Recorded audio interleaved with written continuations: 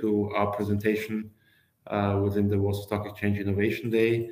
My name is Georg Kota. I'm the CEO of Photon Energy Group, and to my left is Clemens Wohlmuth, our CFO, and we will jointly run you through our presentation.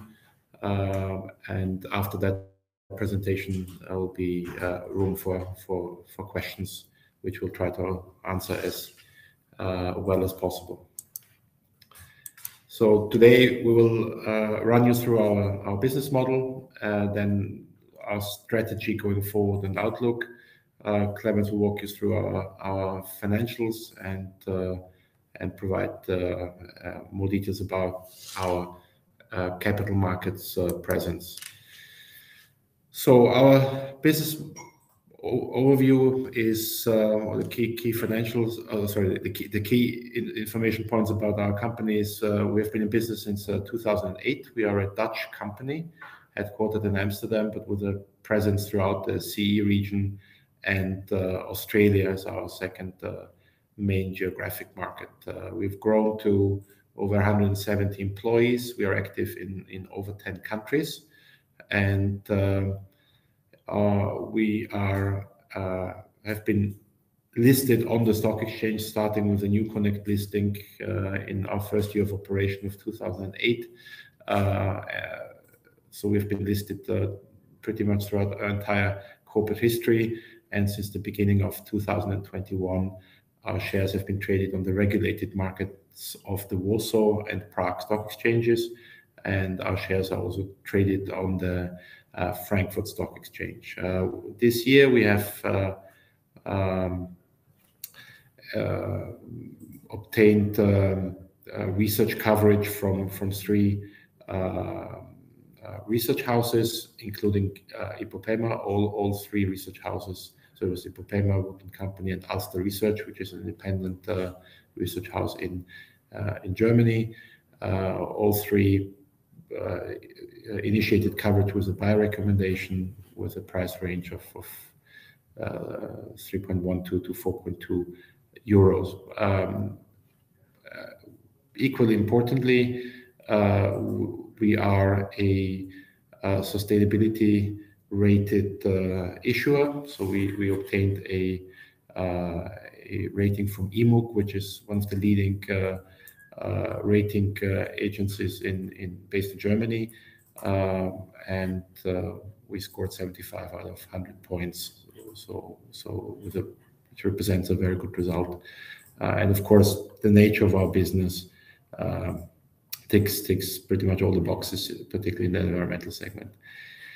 Talking about our business, we have two business lines: the traditional, and in terms of numbers, dominant one is our solar business line, and the second one is Photon Water. So, in relation to our solar business, our business model is that we cover the entire life cycle of a PV project/PV plant once it's built. So we are involved in the project development, which we do in-house or in cooperation with external development partners. Where at the moment our project pipeline stands at just shy of 900 megawatts. We have so far built over 120 megawatts, and the vast majority of that for our own portfolio, where we currently have 91.9 megawatt peak. We're currently building another around 30 megawatts in Romania, so that number will grow relatively shortly. Being an independent power producer is at the core of our strategy. And last year we produced 103 gigawatt hours. This is a threshold that this year we exceeded already at the end of September. So this year we expect somewhere between 120 and 30 gigawatt hours produced and delivered to the grid. And last but not least, connecting a PV plant is the beginning in a very long journey, given the 25 to 30 year lifespan of PV plants, if they're properly operated and maintained.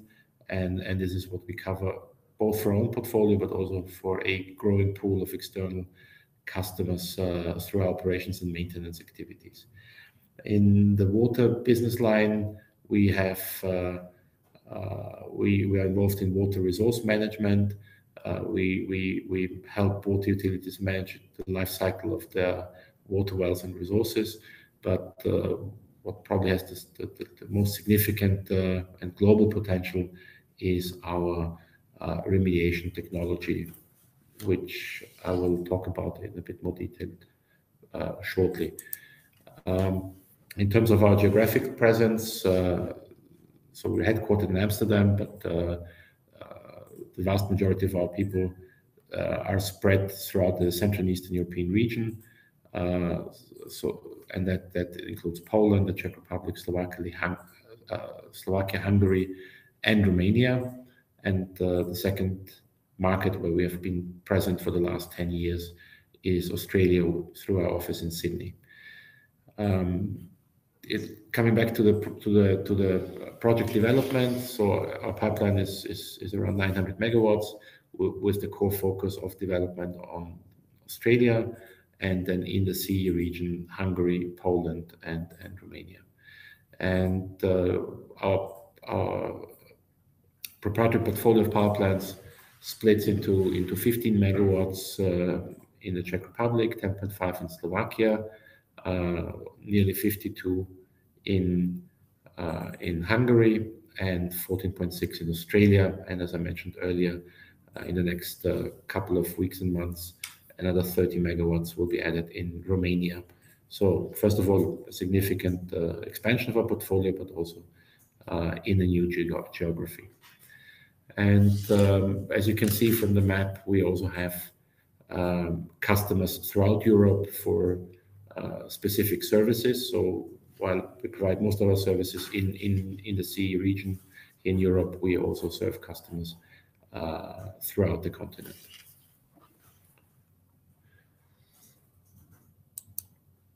So looking at our strategy, and this relates now mainly to our portfolio of power plants and the sale of electricity.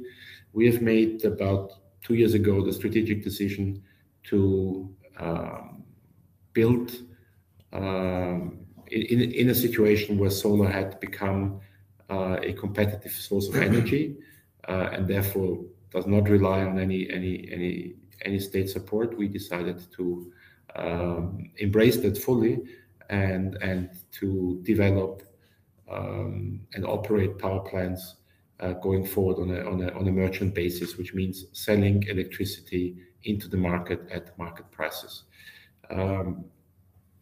Of course, the last 12 months have been very turbulent in energy markets worldwide, but in particular here in Europe.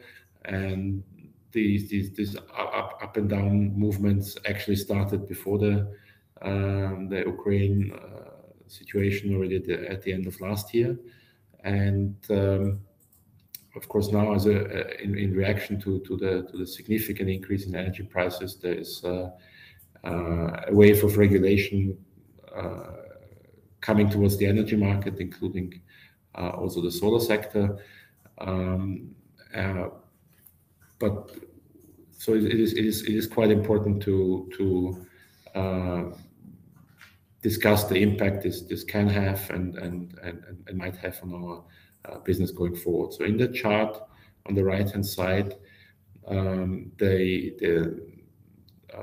there's this dotted line, the dotted red line, which indicates where the market was at the beginning of this year. And here we're looking at the forward or the futures prices for base load in Germany, which given that with the exception of Poland, which has price-wise is slightly separated, but in all the other markets where we operate and where we own assets, that means Czech Republic, Slovakia, Hungary, and Romania going forward, prices are highly correlated with those in Germany. So the forward-looking curve at the beginning of this year, and here it's important to note that was after the initial spike towards the end of last year already, and around the beginning of this year, prices came down. This curve has moved quite dramatically. So this is an updated number updated curve, of course, going back to, if we look back at October, sorry, at August, that curve was even higher. And in reaction to that, now there's the EU directive to cap prices at 180 euros, where the various member states will have leeway how to introduce that, subject to that 180 euro cap. So in some cases, in some countries, it may be even lower. But what is important to bear in mind here is what are our costs, and the best way how to calculate our costs is to calculate the so-called levelized cost of energy, which explained simply spreads the investment cost of a PV plant, and the costs are primarily the initial investments. The cash operating costs are very low. The fuel, at least for now, is for free. So it's mainly about the original investment and the cost of financing. And here at the moment, in the markets where we already have assets or planning to add assets, we are in the range of just below 60 euros to the high 60s, where the higher number is what we would have in Poland, mainly due to the lower irradiation, and in Romania we're at the lower end of the spectrum. So this is the price we need to generate, or the revenues we need to generate per megawatt hour in order to cover our cost of recoup our investment and cover our cost of capital at the project level. And so the important message here is that at 180, even at 150, at 120, we are still generating significant excess returns. So returns well above our cost of capital. Of course, the higher the price, the better. But there's a very, very significant buffer. What is also important in this context is that we are developing and building power plants so that they are as competitive as possible, have the lowest possible levelized cost of energy. This takes the form of our power plants being built on single-axis trackers rather than fixed structures, which on one hand, this technology has a higher specific performance. That means that per megawatt of installed capacity, we generate more megawatt hours per year. But what is almost more important is that the production profile of our power plants looks different. That means we start generating electricity early in the morning and produce it longer in the evening. That means we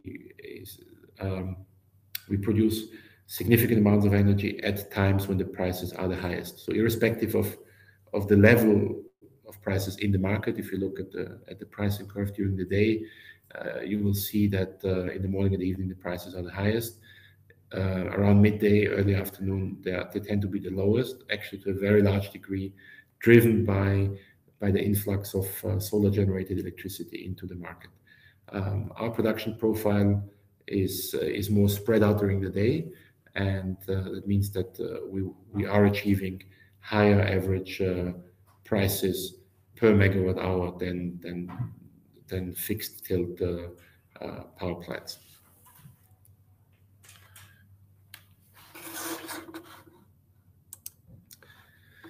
The fuel for our strategy is our project pipeline and the control over project rights. I mean, today there is way more demand, investor demand for PV assets, or in general renewable assets, but of course PV assets as well, than there are projects. And developing projects ourselves takes us out of this competitive rat race, where we would be fighting with much larger entities than ours to acquire ready-to-build projects. So by developing ourselves or teaming up with external developers at a relatively early stage of the development cycle, we can lock in projects that are proprietary to us. And this is what we have done, I would say, ahead of many other players in Romania. We started about 4 years ago. and we currently stand at a pipeline of nearly 230 megawatts, of which nearly 30 are under construction right now. In Poland, we have taken and in Romania, we developed not only in-house, but quite a lot in a co-development setting. In Poland, we have taken a different approach. And 3 years ago, when we entered the market, we started developing everything in-house from scratch. So we have a team that goes and secures land plots and then goes through the entire development cycle, which in Poland is actually quite a bit more complicated than in the other countries. So there at the moment, our headline pipeline is 280. At this point in time, we do expect to be building our first power plants from the development in 2023. In Hungary, we've been active a little bit longer. So we already have an installed base of 52 megawatts. And we also expect now, after a little bit of a break, to be building around 25 megawatts in 2023. And now, after a relatively significant change in the rules for the allocation of grid capacity, we are working on the kind of next batch, or next generation of projects, which will then probably mature in 2024. And last but not least, we have Australia, where in the last between 2017 and 21, we were involved in the development of in total 7 large-scale projects, ranging from 120 to 300 megawatts.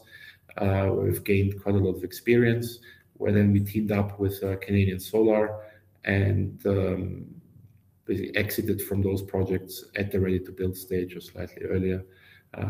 And we have taken the strategic decision to not continue developing large-scale photovoltaic projects in Australia any longer, but to initiate the development of large-scale projects based on the technology of Raygen, which is a company that based in Australia that we invested in, alongside some other large investors, like the largest utility in Australia, and Chevron, Schlumberger, and Equinor. And this technology combines concentrated solar, where the sunshine is reflected in a mirror field into a focal point. So this is a relatively established technology. What Raygen has managed to do is to develop a photovoltaic cell that can be placed in that focal point, so that the concentrated sunlight gets actually used twice. So through the PV cell, electricity is generated, and as in the alternative or traditional CSP technologies, the heat gets captured and stored. And the energy storage actually happens in 2 large insulated water tanks, water pools rather, hot water and cold water, and then from the temperature difference, when energy is needed, it's generated and supplied to the grid.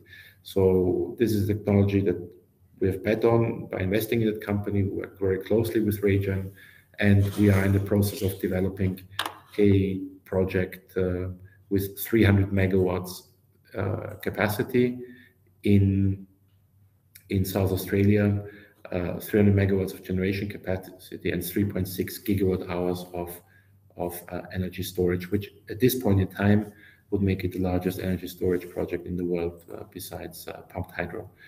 And we're looking for additional locations for this technology, and in Australia, but also in some other jurisdictions.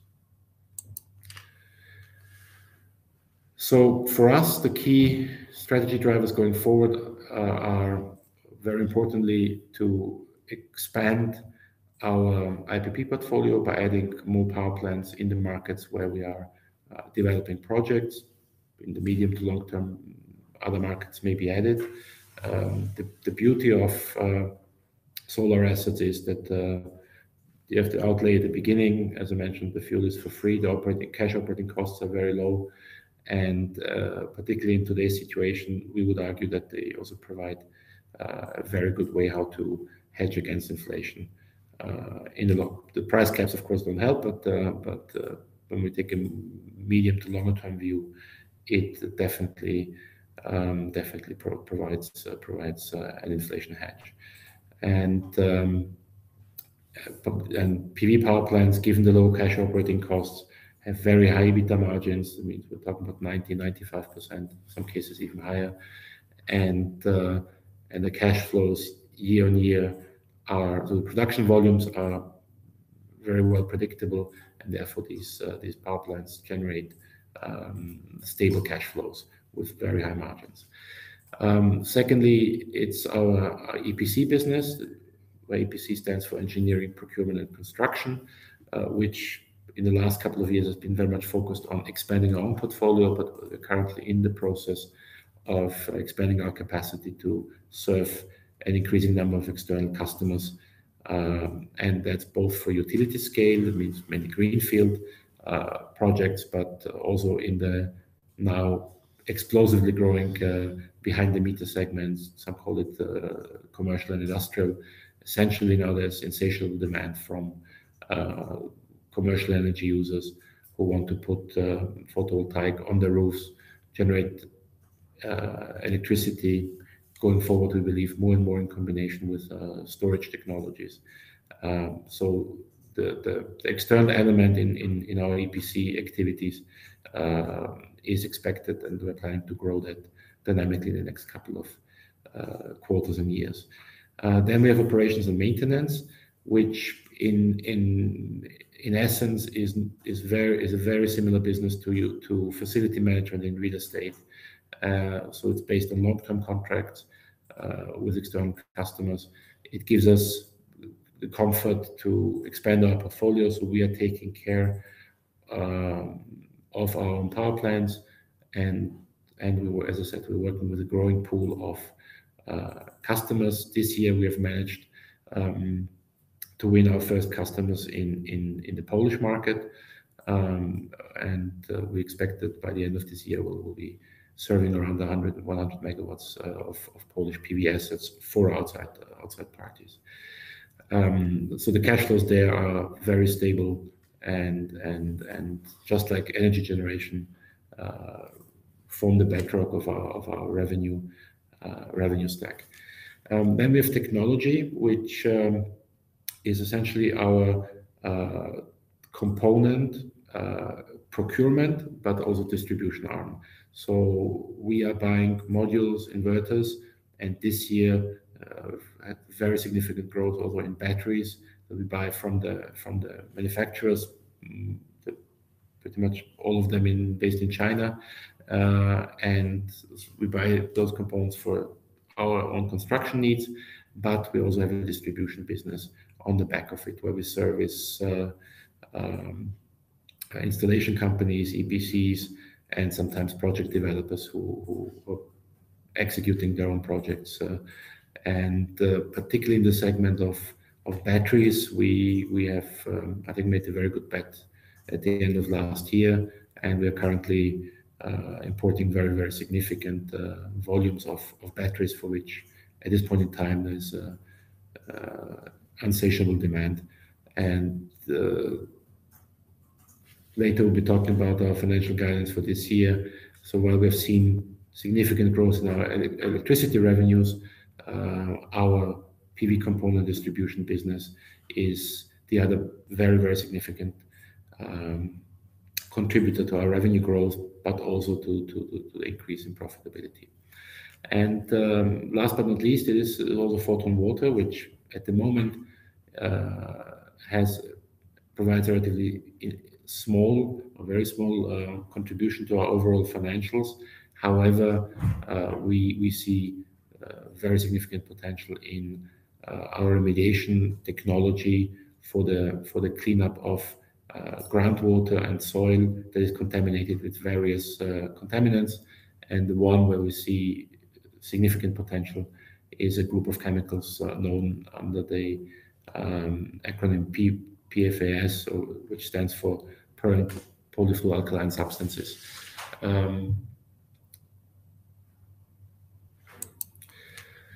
And to conclude, for our outlook, I will start with, so this year, for the first time, we have provided guidance for an ongoing financial year.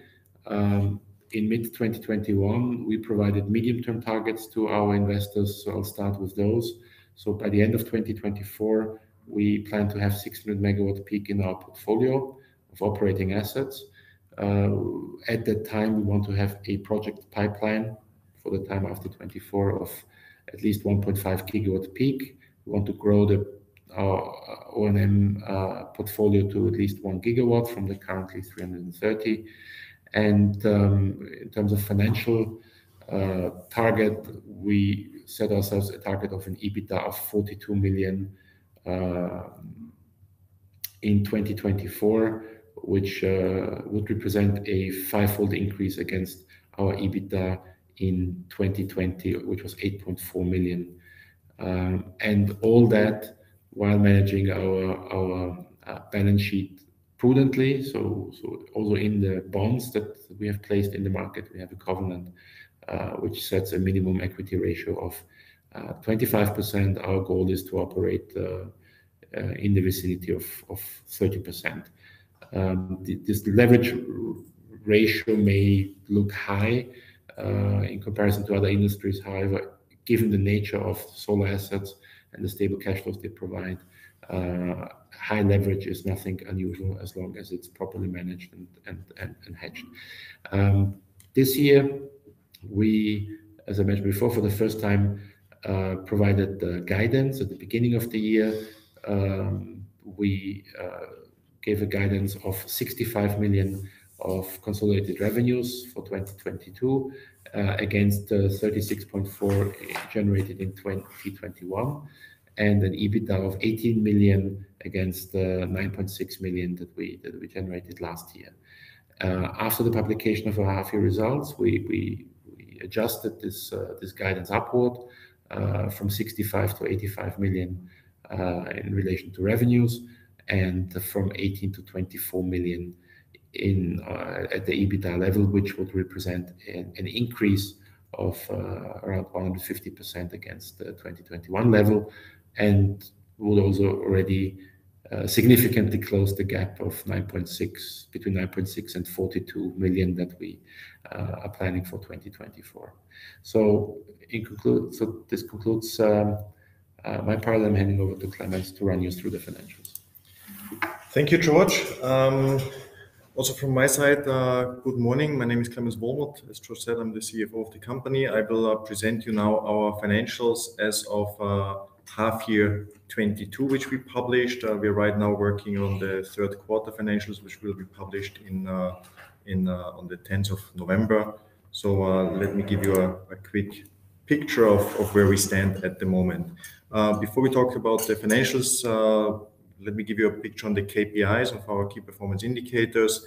On the one core business, or the core part of our business, electricity generation, as George has mentioned before, our proprietary portfolio has grown so far only a little to 92 megawatts this year, after 16 megawatts almost last year.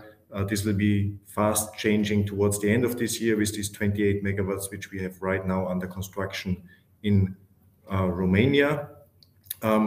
Important to mention is that, as we said before, that the future of our power plants, and this is what we have connected basically last year in Australia, the 14.6 plus 1.4 in Hungary, and this year 1.4 megawatts are power plants which are selling electricity free of any subsidy, of any feed-in tariff into the grid at market prices.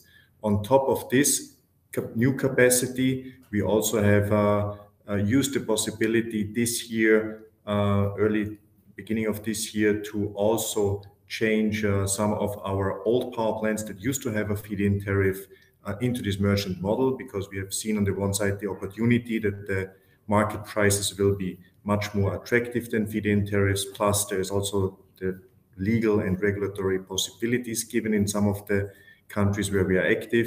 This means mainly on the one side in the Czech Republic, where we used to have a feed-in tariff, but there is also the possibility that you can choose for a so-called green bonus, which is also a subsidy, which is a little lower than a feed-in tariff, but you are allowed to keep the electricity and market it for yourself. This is what we did. So we get this green bonus and the higher revenues from the merchant or from marketing the electricity in the Czech Republic. That has happened in January already.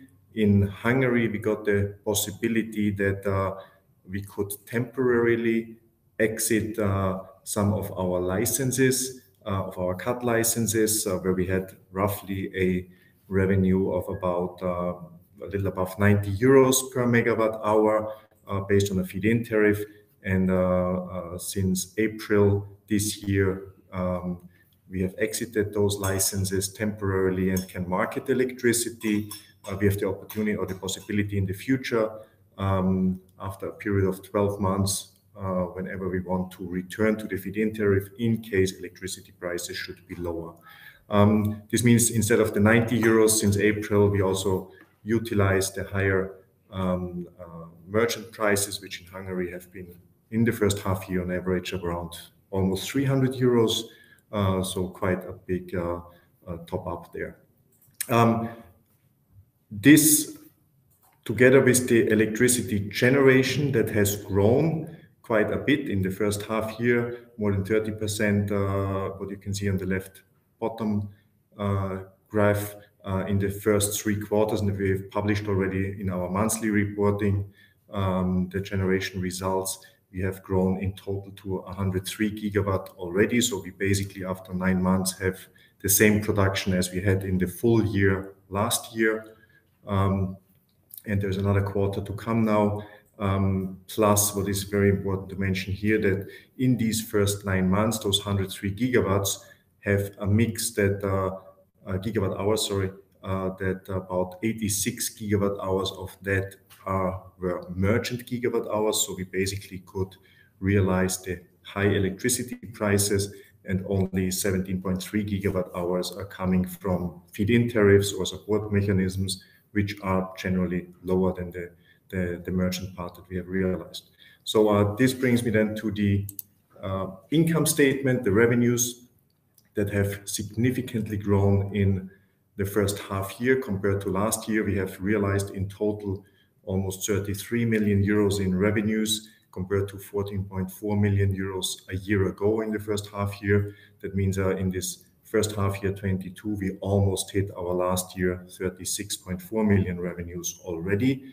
A significant growth that comprises of two sources. The one mentioned just before in detail, electricity generation with 15.9 million revenues compared to 9.8 million euros a year ago, on the one side. On the other side, the second part is, as George mentioned before, the fast-growing technology sales, mainly driven by batteries, which is not only increasing revenue significantly, but also has higher margin than other trading activities we did before, like for other components like modules and inverters. So also this goes into our profitability, very positive. And this brings me to the EBITDA, where we could achieve 10.1 million euros in EBITDA in the first half year. With this number, we not only almost 2.5 times outperformed our last year EBITDA in the first half year, 4.1 million, but also already overachieved our full year EBITDA of last year, which was 9.6 million, as you can see. So, and here also those numbers, plus given the outlook that we have seen after half year, after the first half year from the market coming, motivated us to increase our guidance to the 85 million revenue target and 24 million euros in EBITDA for the year 2020, for the full year numbers for this year. The increase in EBITDA clearly goes also down in the following the P&L down to profitability, and we're very happy that after a long time we can report now a net profit. For the last years, we were always asked about this: when do you turn positive? When will you be basically break even? We always argued about the total comprehensive income. I will go into this a little later, where we also show the value that we create by adding power plants to our portfolio on top. But now we're very proud that we can also say that also a level higher on net profit, we are positive. We turned positive not only in the quarter, but the full half year. After a loss of 4 million last year, we are with plus 500,000, and clearly the path going forward is that we stay there in the positive and can grow that number even more with the growing business coming ahead. On the total comprehensive income, where we also have the other comprehensive income, I mentioned this just before, basically the revaluation of our power plants. Maybe here I need to give a short explanation that since we are a fully integrated company and we develop and build the power plants ourselves, the investment costs of those power plants don't really represent the value of such a power plant. So the investment costs clearly are lower than if we would have bought that project or that power plant connected on the market. The difference between the investment cost and the market value of the costs is something we activate as other comprehensive income once we connect a power plant, and that is then reflected in the total comprehensive income. There's also some other accounting, measures that take place there, like revaluation of and foreign currency exchange differences, which we also can see compared to the euro in the Hungarian market mainly, but also in the Czech market. That can have positive or negative impact on this number. In first half year 22, it had a negative impact. So therefore, part of our total comprehensive income was negatively affected. Nevertheless, in total, we still had this 2.3 million compared to last year, a slight increase in this total comprehensive income that goes directly into the equity. Which brings me to the balance sheet of the company. We have a quite sound balance sheet. The total sum of our balance sheet is about 200 million euros, 202.3 million to be precise. The fast part, majority of that is fixed assets, 140 million roughly, which represents mainly our power plants, the assets we are owning and holding long term. Then we have some current assets of 32 million, which is receivables, inventories, and so on, and a sound liquidity position, liquid assets in total of 29.5 million in the first half year. On the passive side, to match this, we have a strong equity that we could grow by 4.7% to 54 million euros in the first half year of 22. And on the other side, we have liabilities, mainly long-term liabilities, which is in our case the financing that we have in the company, which is coming from two main sources. One is a project long-term non-recourse project financing. So all our PV power plants have long-term bank financing, which is repaid over a period up to 15 years in total. On project level, on top of that, we have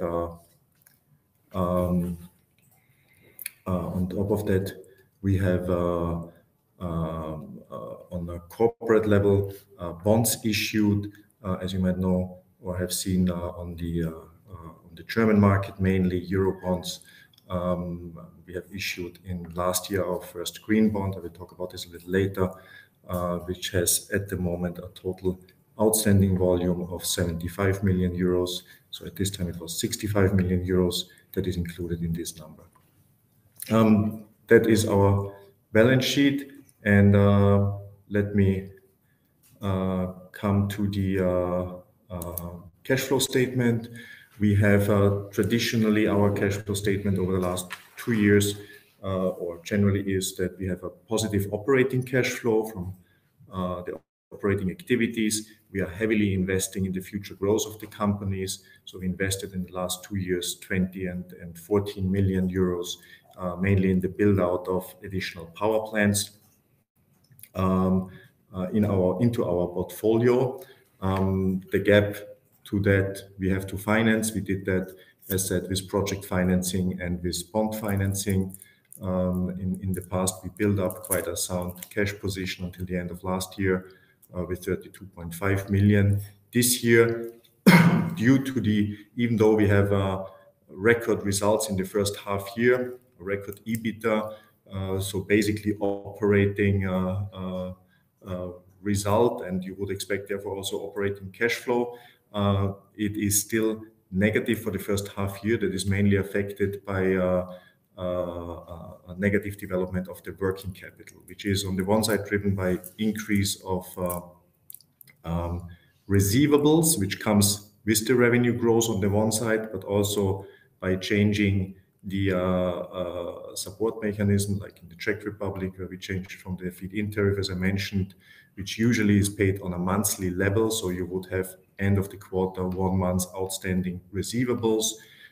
With the new green bonus system that we have opted for, there is a significant part paid on a quarterly basis. So basically, end of Q2, we were missing the collection of this component of the green bonus for 3 months instead of 1 month, which increases clearly the receivables significantly. We also have done to secure procurement of components for both, on the one side for our trading business, but on the other side also for our investment into our portfolios, made quite some down payments, advance payments to secure ordering and secure prices, because we could see already at the beginning of the year that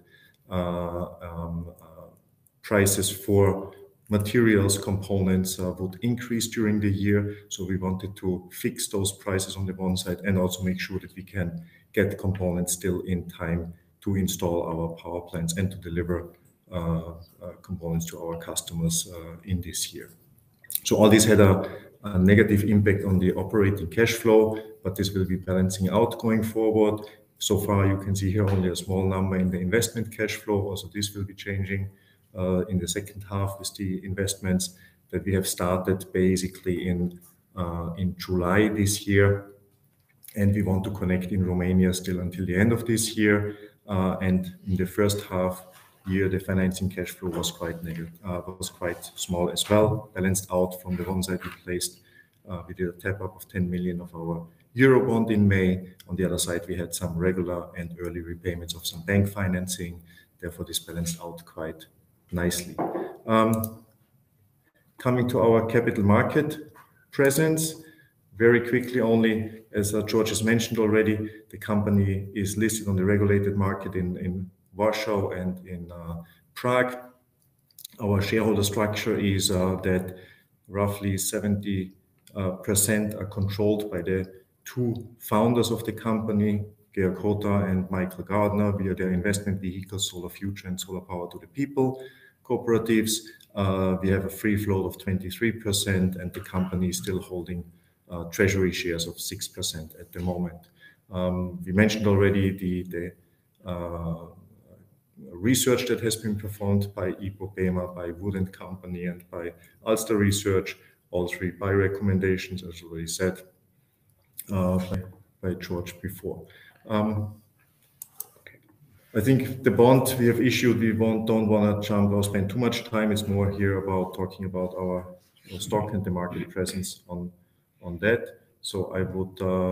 So let's address your questions. Mm-hmm. Thank you very much for submitting them. So I suggest we address them one by one. Yeah. So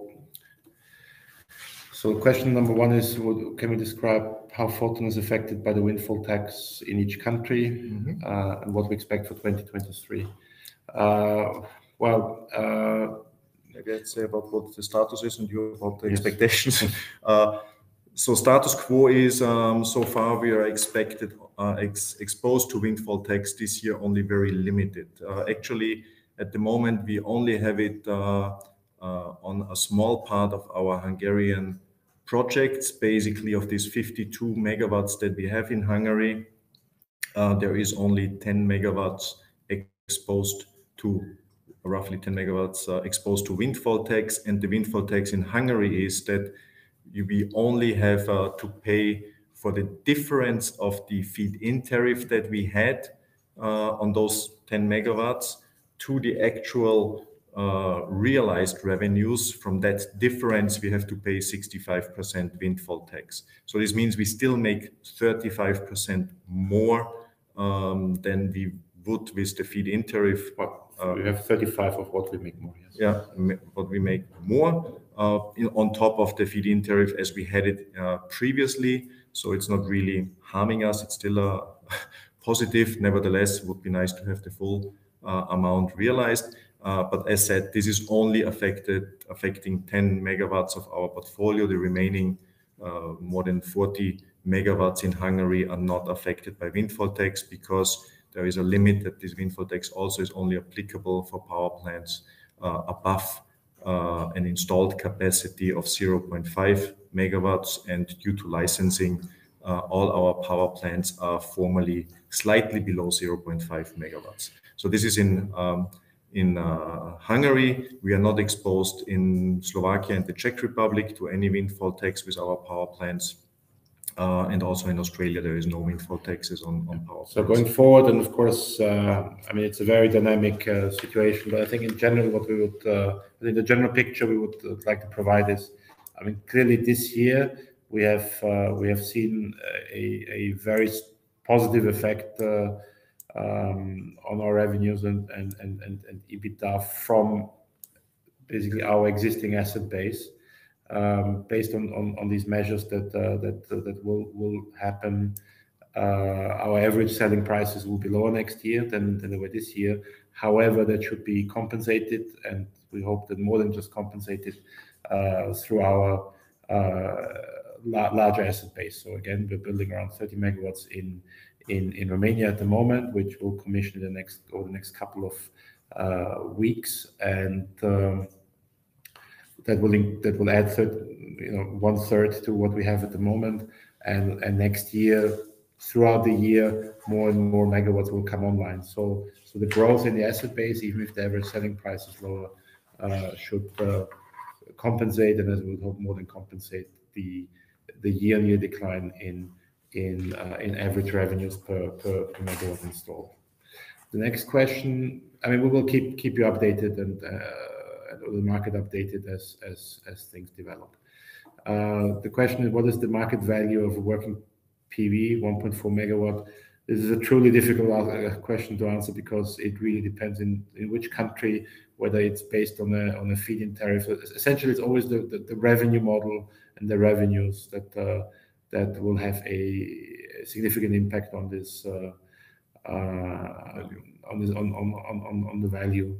And so for our internal valuation and valuation according to IAS 16 in our books, we use a market value, and as the second-hand market, the secondary market for PV assets is not tremendously transparent, we rely on discounted cash flow models, which of course we calibrate every year with our auditors, and we believe that they reflect. What is important is that our investment horizon on our power plants is forever. So we're not in the business of we're not building and selling. We are keeping them forever for the cash flow in the future. So with that approach, DCF is the right approach. Of course, higher interest rates will mean higher discount factor. At the same time, higher prices work against that. So help it again, and we believe that our valuation approach is appropriate. We actually check the inputs every quarter, and of course every year in the annual audit we make sure that our input factors are correct. So will we announce? There was something before. Sorry. Yeah, market value. So expected portfolio at the end of 2023. Well, that's a detail. We're not at liberty of disclosing at this point. What I can say is, taking into taking reference to that 600 megawatt target. So between now and the end of 2024, the growth installed capacity is not going to be a straight line, but more of a hockey stick. So clearly there'll be significant additions next year, but the jump to the target that we have announced the most significant part of that will happen during 2024. Good. I think regarding electricity generation, Q3 22 was lower than your projections, and comparing with Q2 22, what is the reason? The simple answer is the weather. Yeah. So no extraordinary other effects. Yeah, we had I think above plan generation in the second quarter, but in the third quarter the volume was lower than planned, but average selling prices were significantly higher than planned. So and those more than overcompensated for the underperformance against the plan. Will we announce EBITDA for 23? So I guess Yes. we will provide the market with guidance after Q4 presentation. I mean, we're working right now on the budgeting for next year. We're in the middle of this procedure, and with like last year, with the publication of the final result or the results for the 22 full year results, we will also give guidance for next year again. Will our guidance be changed because of the EU law? I assume that we're talking about this year's guidance, and here I think we can confidently say that based on as we stand today, there are no reasons to change that guidance downward. We have published the electricity generation revenues in Q3, which were significantly above the second quarter. Again, I think it's important to remind that this is the block of revenues in our consolidated revenues that have the highest EBITDA margin. So if you play around with the numbers, I think you can see that we have good reason to be confident in our guidance. Plus, maybe also the outlook for this year clearly reflected already the windfall tax we are exposed to in Hungary, so that is incorporated in that numbers. So if there is, and we are aware of potential, the 180 euro cap starting in December, which is the last month only and the weakest generation months in our portfolio throughout the year, basically. So this is reflected if there is not coming any additional retrospective measures, which we don't expect at the moment. Next is what is the biggest threats to our business? Well, clearly, yes, these regulations will have an impact, and I think it's what is most annoying about it is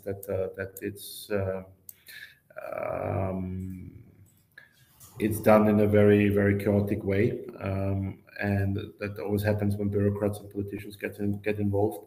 But I think overall, clearly, growing interest rates are a topic. Here, I think I would like to really reiterate is we finance our group at the project level and through bonds at the holding level. So and at both levels, we have now locked in the interest rates fully on the full volume. So as we stand today, the interest costs on our debt are locked in the case of the bond for the next 5 years, and for the projects basically according to the amortization schedule. So, but clearly going forward, as we need to raise more capital, the level is probably going to be higher.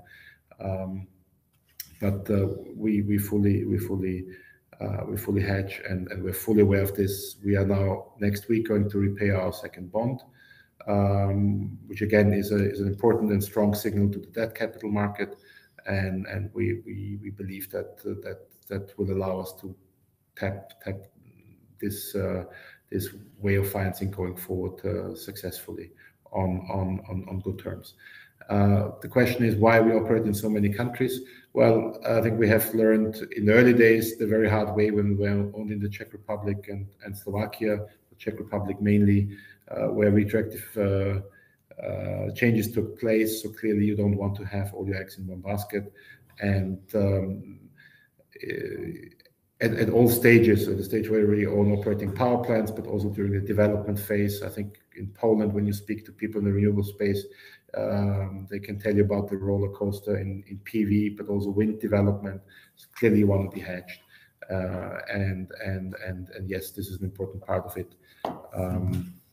And I think these days, for us, the topic is also not only different countries within the EU, but also Europe versus Australia and maybe other markets, so even like a continent hedge. And the cost of debt yearly, so is it hedged? Yes. Is it hedged? And we had so far like interest cost. If I just take this, if you look in our financials, you can see last year we had about pure interest costs of 6.6 million euros. First half year this year is 4.3 million. So it is growing with the growing portfolio and the growing asset base in the company that we have. So the outlook for this year is that it's going to be higher than last year. And as George already mentioned, it is fully hedged in the meantime. So we also have no exposure to the current increase of interest costs in several markets, even in the Eurozone, as we can see coming up.